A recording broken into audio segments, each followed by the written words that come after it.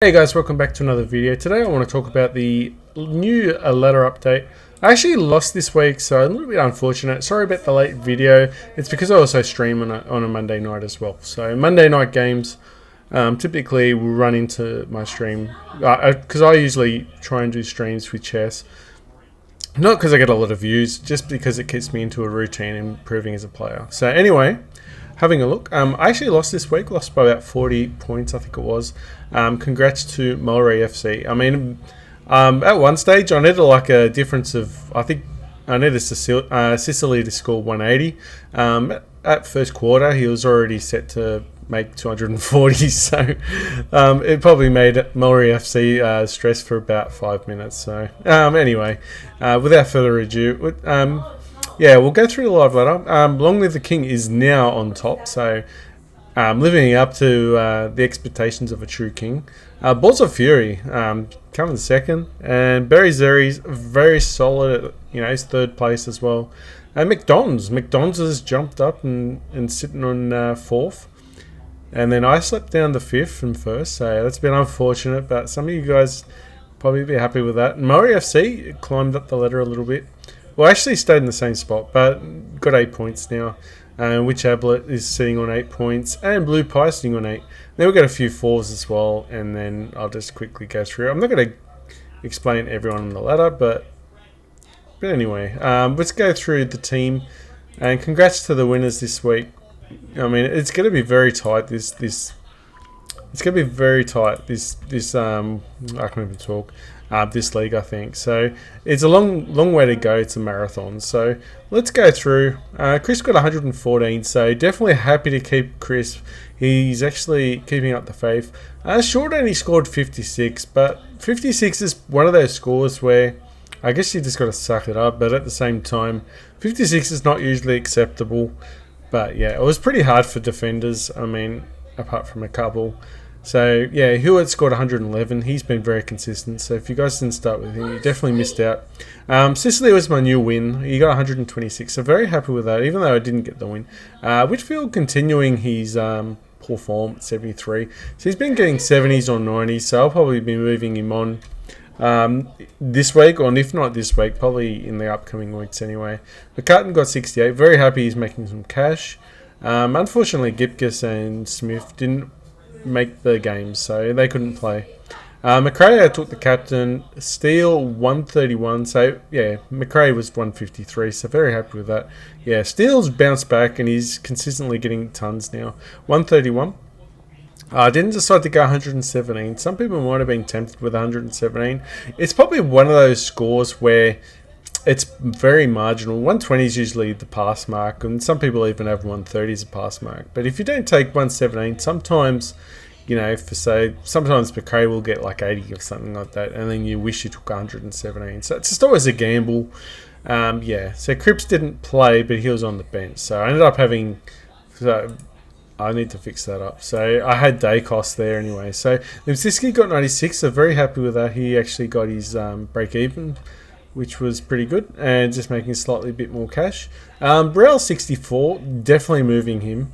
Dacos got 71, so he's still making cash. Not sure on his break even yet, but I think he's still safe for this round. James Horn Francis, he's definitely going this week. He got 39.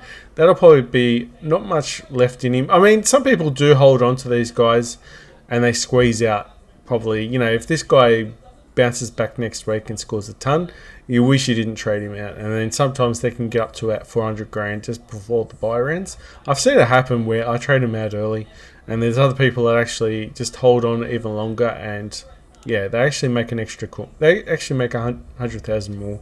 So that's whether or not you want to keep him or not. So you just got to gamble the fact that, is he going to keep 80 plus an average, or is he going to start scoring 60 or below from now on and just stop. Rochelle got 49. Not really happy with that, but after last week, we had to put him on the field. So Cripps did not play, so we decided to keep Cripps. For the moment, I think we had to do other changes first. So yeah, we got McDonald. He got 53. McGuinness was my new win. He got 68. So I went for the cash this week. So yeah, I went McGuinness with the 68. Very happy with that. Grundy 53, a little bit subpar. So I mean, a lot of people will be questioning, do we keep him or hold him or trade him? I mean, a lot of people will probably do both. So some people just don't care and they'll just hold on to him and keep the faith. Other people just say, no, I'm just going to go for the points. And it's a 50-50 call at this stage. I mean, there is... You can question both sides of it. So you can see pros and cons for both. Grundy's still up there for hitouts. He's not up there as the top two as usual. But just because he's not there now doesn't mean he's not going to be there to the end of the season. So he could still have a strong end of the season or mid-season. So whether or not you're gambling the fact that he's not going to have a good season, you trade him out. If you think he's going to bounce back, you hold him on. It's that simple, guys. Yeah, very happy we got Wits in, got 88. A little bit less. He got 108.6 average now. So definitely happy there. I think he's the second highest for clearances or something now. Second to Pitnat, actually, funny enough. And Pitnat actually had one game away. So he's actually done pretty well. Dixon 54. So very happy with him making cash. Dunkley 100. So he's not setting the world on fire. We always thought he was going to get 120s, 150s. I mean, 109 average, we're definitely 100% happy with. Even though he's not what he's living up to. 109 average, you definitely got to hold him and be happy with. I mean, a lot of people are complaining about him, but that's only because he's not living up to the hype. We know he used to get games where he used to get 150 plus. But yeah, 100. If he's turning up each week, even if he's getting 100, 105, you just got to be happy with that. He only scored 112, so very happy with him as well. 122 average, so still a clear standout. Cognelio 96, so he's a bit underwhelming. So I was expecting him to get more 120s. He has had some good scores, so 97 can't complain for his price. And I think he's still going to go up in value anyway. So for the time being, we're just going to hold on. Will Brody 94, so he's definitely one of the ones I was happy to get early in the season. So he's still he's at 405,000 now, but he's still looking really good. Zeri 103, so good to see you bounce back. So not quite the same as last week. So last week he really, like I asked someone and said, oh, what happened to this guy? He only scored pretty low. He got a cop in the head, and that was the reason why I held on to him. If he had a really bad game, there's a different story. He could be just tiring out, but he actually had a reason to actually start dropping off, having that bad game. So we held on to him and he's bounced back, so he's keeping the faith. Martin's 76, so he's still making coin. Hayes 105 now. Wish I fielded him. Not that I wouldn't have won the round anyway, but yeah, Hayes 105. Roses was the new inclusion that I got in from last week, so I went early with him, so I didn't have to get him in this week. Hopefully he gets picked this week. I'm pretty sure Gold Coast. I'm not sure if Gold Coast won though. But yeah, he still had a good game though. 73 points. I think he still keeps his spot anyway. So yeah. So going forward, looking in my upgrades, I was thinking about, this is what my changes are, or what I'm actually really contemplating. So this might actually seem really silly, but at the moment, hold on a sec. I'm just going to change it live, so while you guys are watching, and then you guys can see what I'm actually doing. So I'm thinking of going Bruce to make coin. And he's averaging 105. So if we can make coin and the average is more than 100 plus, that's a win-win. That's what I think. Some people, it's how much do you value a trade number? You know what I mean? We've got more trades this week all year. We had 35. I've probably wasted them already.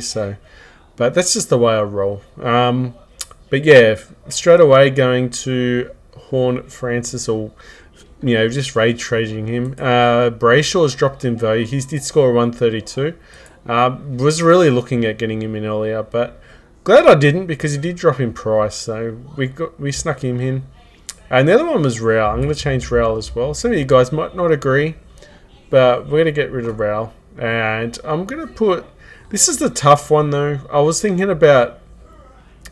actually thinking about Boak last week, that actually slipping him in, but there's really no point. I had a feeling he'd start dropping off eventually.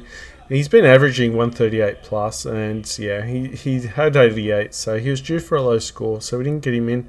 Tom Green, too many people are getting him in. I don't think he's going to be the best by the end of it. He's quite young, so he might run out of steam. I could be definitely wrong. Ben Keys was another one too. He could definitely... Ben Keys is definitely a guy that's flying under the radar, 2.8%. He's someone... started dropping off with more of a midfield, I guess, in the side. He wasn't scoring the 120, 130 pluses like we saw previous at the start of the season. But now that Sloan's out, he might go back to getting 120, 130. And I think Sloan's out for the rest of the season, unfortunately, for him. So we might, fortunately for Kiers, but not for Sloan. Chris Petrarca is another one. I'm really happy if we get him in. He's dropped some coins since we were thinking about getting him in. There is that Took Miller. He did start at 670, so there's a reason why you don't go the premiums that start with the highest price. I mean, if you already have a look, some of these guys have already dropped. McRae hasn't dropped so much. He's only dropped about 10,000, or just under 20,000. But yeah, Took Miller about 80,000. So that'd be a win for getting him in. Clayton Oliver definitely a bit slower this year as well. Bonapelli, you know, is he going to have one of those seasons where he sneezes and gets plus 20? That's the question mark. I mean, sometimes some of you guys would know you've been around for a while, not looking at your scores, you know what you're doing. You know, Bonapelli once upon a time he'd just breathe and he'd get plus 10. It was just that insane. He'd score 150 and hardly done anything. And he's just one of those players that, you know, CD really likes him. So, you know, there's chances of Parish, but yeah, I think the guys I've already mentioned are the guys we're contemplating to go. So it was either Keys, Petrarca, Took Miller. They're probably the three. I mean, yeah, where do we go? I'm leaning towards Petrarca, but at the same time, no, you know what? I'm going to go Took Miller. I'm just going to go Took Miller, actually, because he's dropped down in price, so we've made coin out of him. And we know he's going to go and bounce back. So he's averaging 113. And a lot of people have got him too. So it's a safe option as well. When he goes low, everyone else goes low. So we could go different there. I mean, 10% now I've got Brayshaw. When I was looking at Brayshaw, I think he had like 1%. But yeah, there are my changes this week. Down to 23 trades. It's a little bit sad, but at the same time, the midfield's starting to shape up very good. And yeah, the only thing I'll question about my changes this week is whether or not go Miller or go a cheaper option, like, you know, Petrarca, or maybe even a step further down. Eventually the other guys are going to drop in price, and we can probably slip them in as well, because Limsiski is definitely not going to stay in our midfield. He's someone we're going to upgrade to someone else, and it's just a question of when these guys are ready for the picking. I think Miller's pretty close. Just have to really do my research to see if Miller is going to drop more in price, and to see what his run is as well. And another thing too, he's got to make sure Bruce is actually playing as well. So yeah, and then if Flynn, I don't know if Flynn's actually going to be back in the side or if he's playing. So I'm not really sure about that. So I need to have a look at a few things before I'm 100% with this. But at this stage, this looks like a solid option at the moment. Yeah, and then going forward, I'm thinking about also eventually probably upgrading Zeri to an English, Whitfield to a Doherty. Maybe not. No, Whitfield to maybe Sinclair.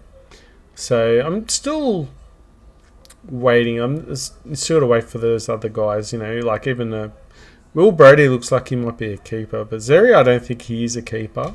He's on the borderline cusp anyway. So, but Martin definitely got to upgrade maybe to a Tom Hawkins or maybe someone else. What about his what was his cartwheel or something? He got slightly pushed.